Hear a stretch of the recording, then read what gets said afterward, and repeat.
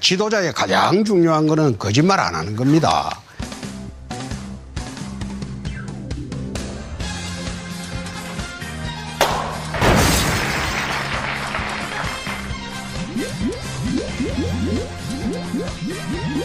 그 회의록 보면 나올 거예요. 거짓말했다는 게 밝혀지면 어떻게 하시겠어요? 지금 정부 손에 있는 거 아닙니까? 아니. 확인해 보세요. 나중에 거짓말이라고 밝혀지면 어떻게 하시겠어요? 어떻게 하시겠어요? 그럴 리가 없네. 국가보안법 폐지하시겠습니까? 예, 뭐 찬양, 고무, 뭐 그런 조항들은 개선해야 한다고 생각합니다. 그걸 폐지하시겠습니까? 방금 답하지 않았습니까?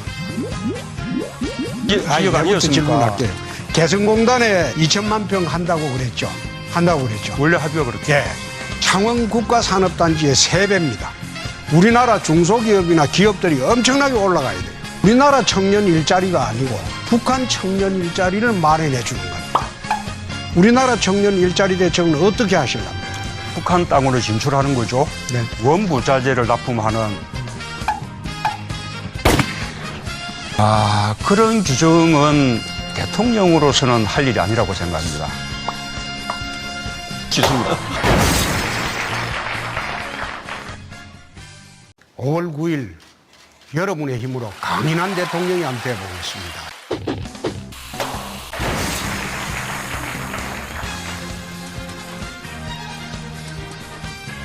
보십니까? 이에 대해서는 어떻게 생각하십니까? 이 부분에 대해서 어떻게 생각하십니까? 그런데 홍 후보는 이런 여론조사를 믿을 수가 없다. 당에서 하고 있는 여론조사하고는 차이가 크다 이렇게 주장하고 계신데 문재인 후보는 아마 정점을 찍었을 겁니다. 탄핵 때 제가 동대문 의뢰 출마를 했을 때 16일 전에 여론조사가 제가 16%고 상대방 후보가 48%였습니다. 근데 선거 끝나고 보니까 제가 1.2% 이겼습니다. 그러면 보름 사이에 불과 그게 34%가 움직였다는 것, 그거는 거짓말이죠. 여론조사가 잘못된 거죠. 비호감도 조사를 해보면 늘 1위가 홍준표 후보가 많이 나옵니다. 그때 동아일보하고 같이 조사할 때는 비호감도 1위가 문재인 후보였습니다. 2위가 대구방송 비호감도 조사는 압도적인 1위가 문재인 후보입니다. 왜 종편이냐? 요즘도 보니까 종일 편파방송 한다고 종편이에요. 대선에서 패배하시면은 정계 은퇴하겠다 이렇게 이 자리에서 선언하실 생각 없으십니까 혹시? 문재인 후보 정계 은퇴 발언을 다섯 번이나 했습니다. 그런데 지금 대통령 후보 나와서 뛰고 있잖아요. 홍준표 후보께서는 북핵 대응책으로 전술핵 재배치 요구하고 계시죠. 이미 핵을 갖고 있고 비핵화선은 그게 무의미해졌습니다. 핵은 핵으로 맞서야지. 깡패한테 지금 앉아 월정금 매달 바쳐가면서 살은 게 몇 년입니까 지금? 30년이 넘었지 않습니까? 지금 또 갖다 바치라는 겁니까? 제가 집권하면요 북의 김정을 내가 굴복시킬 자신이 있습니다. 대통령은 결기와 강단이 있어야 되고 배짱이 있어야 됩니다. 결기와 강단, 배짱 없이 국민의 5천만 국민의 생명과 재산을 어떻게 지키려고 합니까? 제가 그래도 보궐선거에는 자신이 있는 사람입니다. 동대문 보궐선거로, 경남지사 보궐선거로, 이번 대통령 선거도 보궐선거입니다. 짧은 기간 내에 판을 뒤엎을 수 있는 사람은 대한민국의 홍준표만큼 그런 능력이 있는 사람은 없습니다.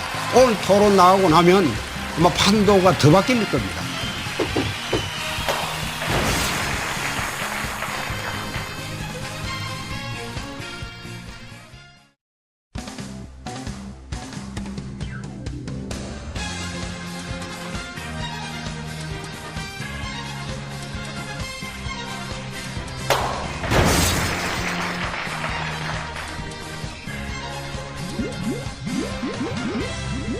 왜 일자리가 안 생기냐, 기업이 투자를 안 하냐. 그것은 우리나라의 3%도 안 되는 강성기종 노조들 때문에.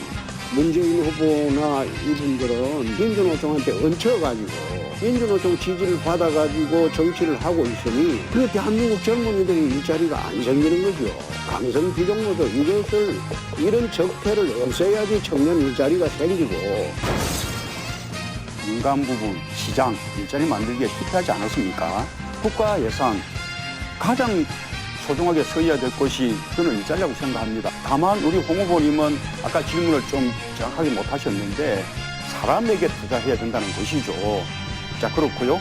자, 우리 이제 유승민 후보는 아까 깔끔하게 마무리가 중간에 일자리를 실패했다고 생각하고 그게 다 강성기의 규정노조 폐악 때문에 기업들이 투자를 안 해요. 전부 배회 나가버리고 그거는 유 후보처럼 강성기종노조한테 얹혀서 정치를 하면서 그 편을 드니까 그 폐악이 없어지지가 않아요.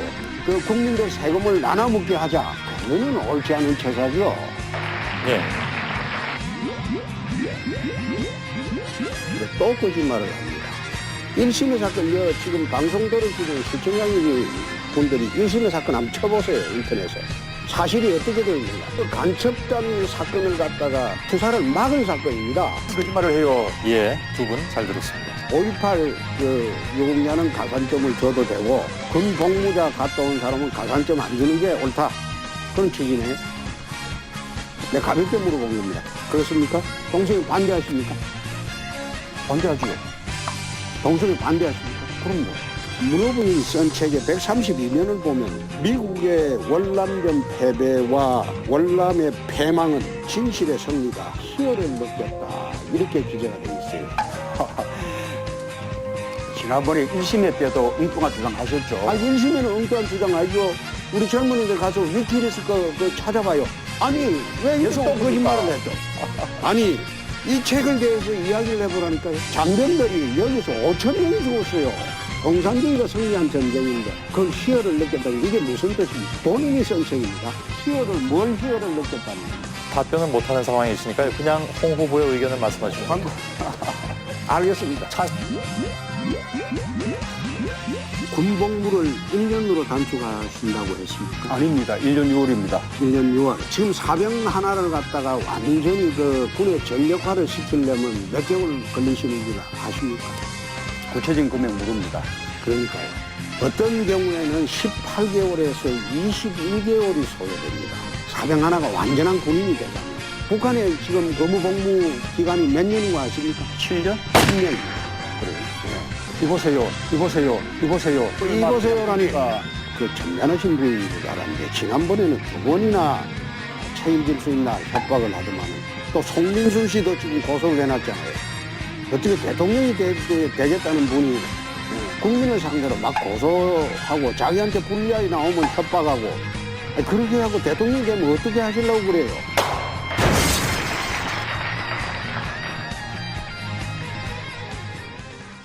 언론사 팩트 체크 팀에서 우리 문 후보님 사건에 대한 해명을 하는데 사실이 18%, 거짓말이 54%로 밝혀졌어요.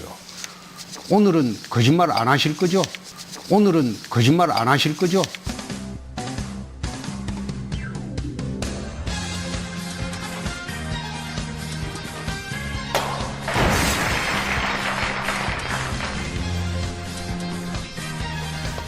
그렇죠. 그래서 우리 경제에 오히려 10배가량 도움이 된다는 현대경제연구원의 연구 결과가 있습니다. 그 유엔 결의 위반 아닙니까? 그러니까 북핵 폐기하고 난 뒤에 하시겠다는 겁니까? 유엔 제재 결의 위반이 아니다.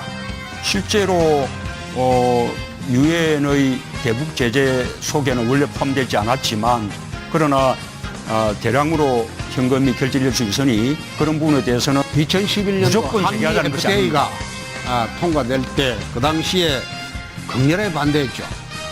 우리가 책이란 문재인 후보 사람들 민주당에서 얼싸늑약이라고 했습니다.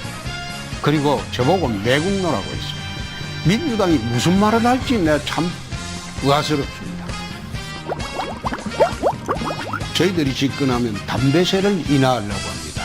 그리고 유류세도 절반으로 인하를 하려고 합니다. 서민들 위해서입니다. 동의하십니까? 제가 사실은 우리 홍 후보님하고는 말을 섞지 않으려고 했는데 말씀드리고 동의하냐 싶어요. 안 하냐 내가 물었습니다. 나도 그 제가- 신부하고 이야기하기 싫어요. 좋겠어요. 모든 것이 그래 배배 꼬여가지고 그 당에 비정규직이 왜 늘어나는가? 노조에 얹혀서 지금 정치하시는 분들, 노조와 또 한 파트너가 되어서 정치하시는 분들은 저는 알기에는 이게 그 비정규직이 말할 자격이 없습니다. 강성 비정노조 탓을 하는데 삼성은 문호조지 않습니까? 그렇습니다. 삼성이 강성 지정노조 때문에 해외로 나갔습니까? 삼성이 기종노조가 없기 때문에 세계 제1위의 기업이 됐습니다. 정 후보님은 주적이 노조입니까? 주적이 노조예요? 난 주적으로 이야기한 적 없습니다. 주적 이야기 못한 사람은 저분이 있지 않습니까? 북한이 주적인데도 주적 이야기 안 하는 사람 도지사하고 평균 연봉이 같더라고 했습니다. 6천만 원 이상 연봉을 받으면 저는 자영업자라고 봅니다. 내가 애한테 먹고 살 게 없다. 학원을 못 보내겠다. 어려울 때 스트라이크 하는 것이지 평균 6천만 원 넘는 사람은 나는 그 노조원으로 보지 않습니다. 연봉 1억을 받으면서도 매년 스트라이크 하잖아요. 강성 노조는 어떻게 때려 부술 겁니까? 그거는 어떻게 하는 거는 나중에 내 대통령 되면 내가 보여줄게요. 그거는 어떻게 하는 거는 나중에 내 대통령 되면 내가 보여줄게요. 대통령이 되면 제일 먼저 칼빈슨 호 함상에서 한미 정상회담 하겠습니다. 사드 배치 문제, 한미 FTA 문제 모두 같이 논의하도록 하겠습니다. 트럼프 대통령이 사드 배치에 10억 불 내라고 하는 것은 좌파 정부가 들어오면 이제 코리아 패싱을 하겠다는 그 뜻입니다. 제가 들어가면 이 문제를 우리 셰일가스 미국 가스를 대폭 수입을 해서 모든 문제를 셰일가스 수입하는 것으로 전부 정리를 하도록 하겠습니다. 그렇게 되면 모든 통상이 문제가 없을 것으로 봅니다.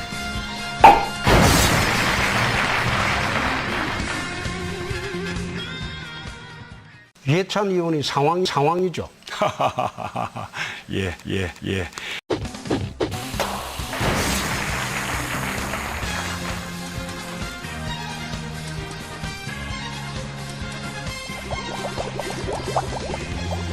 문 후보님이 대통령이 되시면 보수 불태우겠다고 했거든요. 그럼 나는 화양당하겠네요. 아니 보수 불태우겠다고 했죠. 언제요? 한번 할 때마다 거짓말하면 어떻게 해요? 이해찬 그 의원이 보수 집권하면 괴멸시켜야 된다고. 나는 또 문드러지겠네. 그건 어떻게 생각해요? 김정은과 북한의 독재 정권은 적폐입니까 아닙니까? 적폐입니다. 적폐인 것 때문에 청산해야 되겠네요. 주적이죠 그럼. 주적. 네. 아들 황제 취업 특혜 채용은 이게 적폐 아닙니까? 사실이 아닙니다. 사실이 아니다. 진실입니다. 그때 제가 환경노동위원장이었어요. 나 위원장으로 감사를 했어요. 우리 호구를 봐주셔서 그래 적대 감정을 갖고 배배 꼬여서 덤비니 어떻게 대통령 되겠습니까? 그리고 그 4대강 심상정 후보님 이정규 후보처럼 포기하지 마시고 끝까지 잘하십시오. 파이팅 심상정입니다. 4대강 때문에 녹조가 많이 늘었다. 동의하십니까? 예. 녹조가 무엇 때문에 생긴 거예요? 물이 고이니까요. 그렇지 않습니다. 녹조는 질소와 인이 고온다습한 기후하고 만났을 때 녹조가 생깁니다. 맞는 말씀인데 그나마 강이 흐르면 낫죠. 강이 흐르는데 소양댐이 지금 1년에 갇혀있는 시간이 얼마인 줄 압니까? 232일입니다. 소양댐 녹조 있습니까? 녹조가 없죠. 그럼 소양댐에 녹조 범벅이 돼야죠. 232일이나 갇혀있는데 녹조가 무엇 때문에 생기는 건지도 모르고 지금 말씀하시는 거 아니에요. 5월 9일이 되면 이 나라의 새로운 대통령이 탄생을 합니다. 홍준표가 대통령이 되면 강인한 대통령이 되겠습니다. 반칙과 특권이 통하지 않는 그런 사회를 한번 만들어 보겠습니다. 홍준표가 강성이라고 합니다. 특권층에만 강성이지 서민한테는 한없이 부드러운 그런 사람입니다. 서민들의 그런 아픔을 이해를 하고 같이 하는 서민 대통령이 한번 되어보겠습니다.